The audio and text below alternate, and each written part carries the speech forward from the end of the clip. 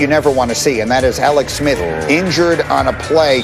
He would go down awkwardly on the leg and would not return. The good news, it does not appear to be in any way devastating or related to the injury that he had before. So we'll leave that there. In the meantime, Washington's defense, Dan, was spectacular. Yeah, this front seven, really, Greeny, is unbelievable. You see that sack fumble, and then Chase Young, I mean, he looks like Julius Peppers right now to me. Just that athleticism, that size, the power to pick up that fumble, scoop and score for the Washington football team.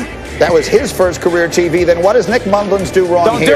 Don't do it. Once your feet tell you you're late, don't do it. Don't do that late throw to that sideline. Those are cookies for the defense. Ryan Clark knows too well when that quarterback makes that decision and you're hanging out there with the flip in the end zone, this defense is turning people over and scoring. Washington, 2 defensive touchdowns in a game for the first time in 23 years. Then it's Dwayne Haskins playing. Candidly, there's no other way to describe it. He looked very bad yesterday. This probably should have been an interception. It's ultimately overturned. Washington holds on to win. Because if you line up the 4 teams, the best player in the division is Chase Young. Absolutely.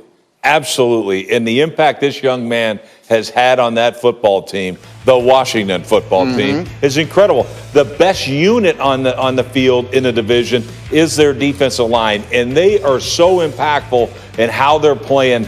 I mean, look, they can get pressure on the quarterback just by rushing those 4 guys. They had depth. Anytime you got a guy that's probably a 10-sack-a-year guy, Ryan Kerrigan, as a backup, you're in pretty good shape. So to me, this is a race to 7 games. We've said it all season. Whoever gets to 7 wins the division. And right now, it certainly looks like Washington. They have the best chance to do it. And Dan, I thought that the performance of the Giants getting Daniel Jones back, hot as they've been, that was a very disappointing day. Yeah, I mean, Greeny, everyone's going to point to that Giants defense and be like, they weren't great. I actually thought the Giants defense played well. It just felt like the Cardinals offense was on the field for the whole game. And that's because the Giants offense could not do anything. They could not protect Daniel Jones. And then his feel in the pocket was just subpar. And that's been something that's kind of been the story of his career. And I thought that if Daniel Jones just played like good football, the Giants could win this division. They would win this division.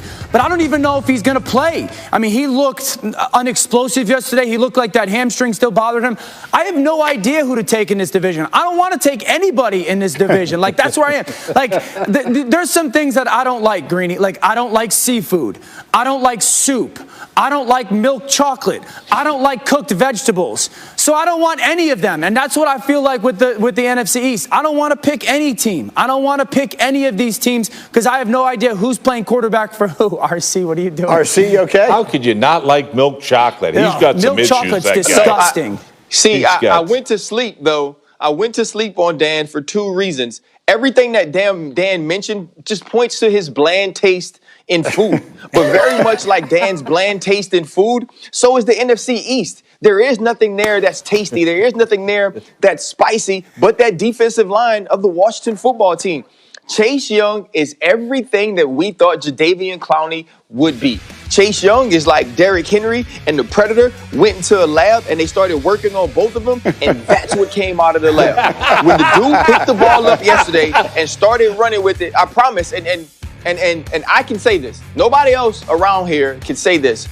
He picked the football up, and I remember Sean Taylor scooping a fumble against the Philadelphia Eagles for a touchdown. I remember how little the football looked in his hand. I remember how fast he ran down the sideline, and he was in the all-white for the Washington. It was somebody else than the Washington football team, and it looked exactly like that. I got that feeling.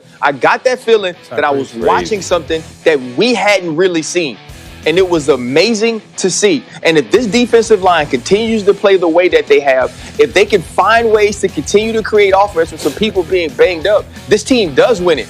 And like Rex says, if this is a race to see who could get the 7 games first, and I'm picking the player to get in that race, I'm going to pick Chase Young because he's probably going to beat everybody racing.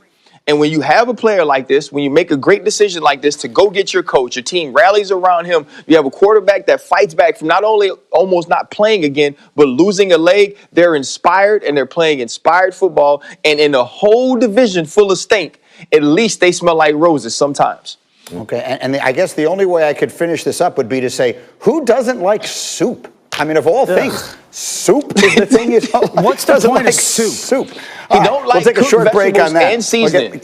Get my man a bowl of matzo. So good. And the Steelers, who 10 days ago were unbeaten, all of a sudden have lost consecutive games. And I will start with my resident former Steeler, Ryan Clark. What is the number one most important thing people should be thinking about Pittsburgh now on a losing streak? People should not be surprised at the fact that they lost to the Bills. I mean, this was a game that they were supposed to lose. They played the better football team at this point of the season. And so the Pittsburgh Steelers fans, the organization, you have to start getting concerned, one, about what your playoff seeding is going to be, because now you'll have a tiebreaker loss against the Buffalo Bills if you happen to lose 3 games and they continue to win. The other thing is, which one of these teams that are playoff teams can you beat in the first round? Yeah. The conversation has totally changed. The narrative has totally changed. It was, can this team challenge Kansas City to be the AFC champion? Now it's trying to figure out which of the other 6 teams they can actually beat. This team is beat up on defense. There's no creativity on offense. There's no explosiveness on offense. When you look at the way that they were stopped in the run game, you thought that getting James Conner and Marquise Pouncey would help with that. Deontay Johnson early drops again. And now all of a sudden, where's Chase Claypool down the field? Where's James Washington? And we all know what Juju Smith-Schuster is. This team was predicated on this defense being dominant. You can't lose the Bushes of the world, the Bud Duprees, the Vince Williams, the Spillanes, the Joe Haydens, and think that you can stop a team as explosive as the Buffalo Bills with the quarterback playing as good as anybody's playing in the league. They were supposed to lose this game. They lost this game, and they should be extremely happy they didn't lose by more. They played 3 games in the last 12 days, Rex, and in those 3 games, they rushed for 136 yards combined, the Steelers. 3 games, 136 yards rushing. Can they win playoff games if they are this kind of one-dimensional? No way can they do it, but nobody can.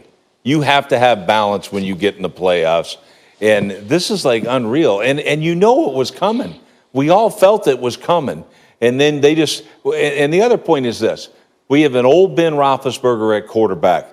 He went against a young Ben Roethlisberger on the other side. So Josh Allen, to me, that's what this guy used to look like.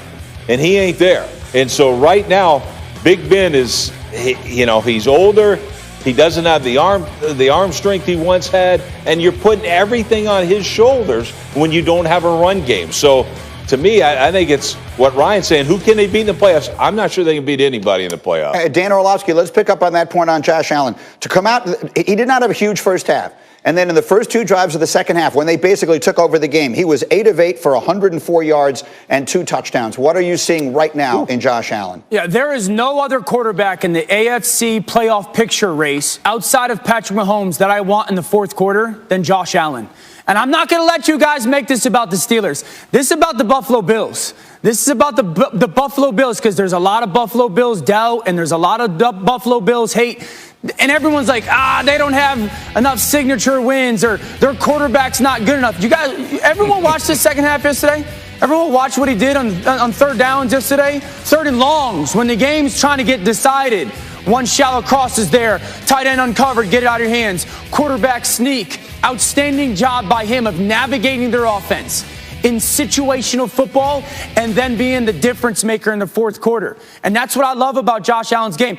Everyone was saying, like, the Buffalo Bills, they don't have any signature wins. They got 10 wins. 7 of them. 7 are against teams that are 500 or better. You know, this is a team that has a quarterback playing top 5 football. They got a top 5 coaching staff. They got an offensive dominant in 2 different ways, pass blocking or run blocking. Stephon Diggs is a dog. I know he's really good and a really good route runner. He's also a dog, a guy that wants the ball in crunch time, and their defense is getting better. Stop the Buffalo Bills' doubt. They're the 2nd best team in that conference and the only one that has a chance to beat the Kansas City Chiefs. I will say this too. Go ahead, Rex. Yeah, right now, the funny thing is, they have the 2nd best quarterback in the AFC. Correct. So when you look at it, how do you win games? You win games on third down and the red zone. He's always been the best in both those categories, and he can lead his team from behind. So to me, if their defense keeps getting better, this is the team to watch out for. RC, you look skeptical. Oh, no, listen, I agree with everything everybody's saying. I know the Bills Mafia is extremely excited that we're talking about them, and Dan is getting mad at people and talking about everyone. I don't know who everyone is who has said all these things. And then now Rex is saying things like, and now Rex is saying things like Josh Allen is the 2nd best quarterback in the AFC. I agree with everything but that. I think Deshaun